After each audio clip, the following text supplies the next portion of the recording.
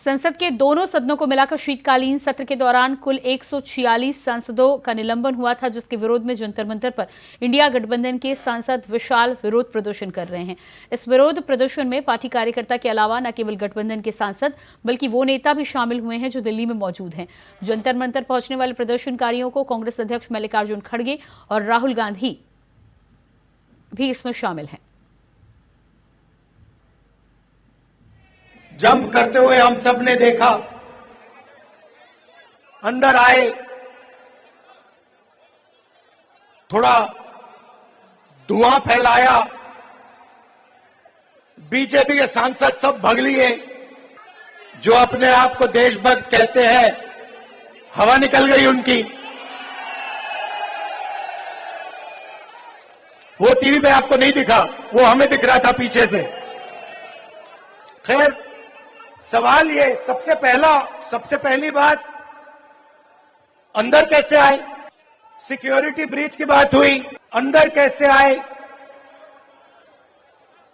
Parliament के अंदर वो गैस का सिलेंडर ले आए।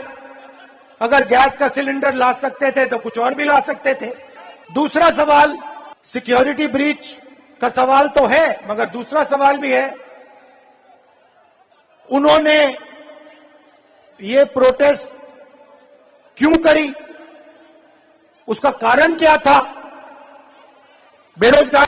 अरे अगर आप देश के संरक्षक करने का अधिकार लिए हैं, संविधान के तहत आप चलने का वायदा किए हैं, तो आप जात पात की बात अंदर करते हो और जात पात पे चलने की बात करते हो।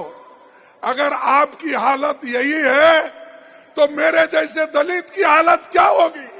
मैं जब उठता था, सदन में उठता था बात करने के लिए, आपके तरफ आवाज उठाने के लिए, तो उस वक्त कभी मुझे मौका नहीं मिलता था। जब कभी भी देश में जब महिलाओं के ऊपर रेप होती है, जब कभी दलितों को कुचला जाता है, किसानों को मारा जाता है, मजदूरों को मारा जाता है और संविधान के धज्जे उड़ाए जाते हैं। और इसी खबर पर हमारे साथ दिल्ली से संवाददाता अजीत कुमार जुड़ चुके हैं। जी अजीत, जिस तरह से विपक्ष सरकार के खिलाफ लामबंद हुआ है, आज जंतर मंतर पर डेमोक्रेसी को बचाने के लिए प्रदर्शन किया गया, क्या कुछ देखने को मिला?